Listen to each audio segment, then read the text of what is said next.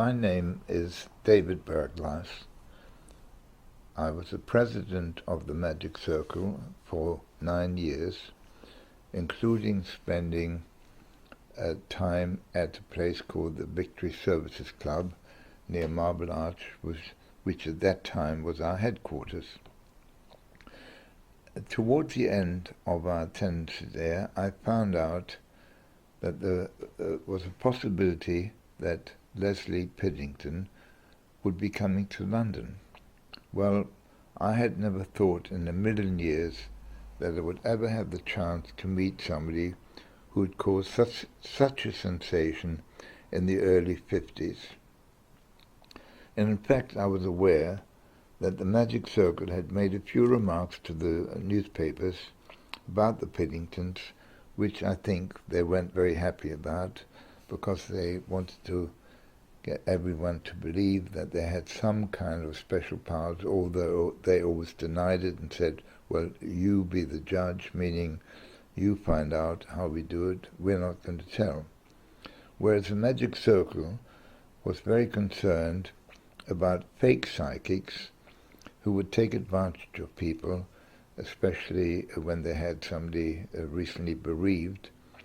So if somebody used magical methods to pretend that they could see the spirit world and give them some sort of message and demand money for that, that was frowned upon by the Magic Circle. So we were some sort of a censor. So when the press asked us, well, how do the Piddingtons do that? Are they genuine psychics? I'm afraid our president at the time, a man who'd been there, believe it or not, 31 years, had to say, well, as far as we're concerned, they're just using the code like all the other telepathic acts, and we don't see anything special in it, but they did cause a huge sensation, making front-page headlines, and everyone was talking about them. I understand that the Piddingtons heard about the remarks, were very upset at rather low part of their life, and they decided to just pack their bags and return to Australia, although they were still contracted to the BBC for another 2 or 3 years, where they were supposed to take part in other radio shows. Well, although it was sad that they'd returned to Australia, I think it was fortunate for me, because some years later, in 1952-53, I was asked to audition for a major BBC radio series, and I got it. So if it hadn't been for the Piddingtons leaving, I would never have got that show. So I had a lot to be grateful for, because that show, I'm told, made me a household name at the time. So when I heard that Lesley was coming to the country, I was obviously very keen to meet her. I knew that one of our members, Fergus Ancorn, who was recently featured in Britain's Got Talent, supporting the winner, that he had met them and had some contact with them.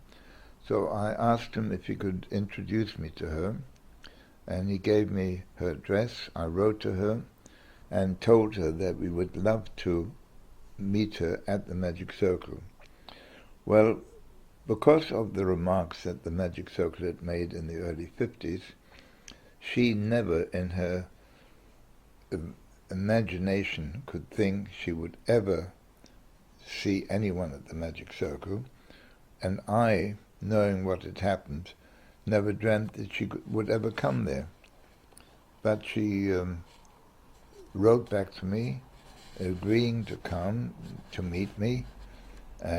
We met up briefly, where she said she would be interested to come along, and I then invited her for a special evening, introduced her to all the members.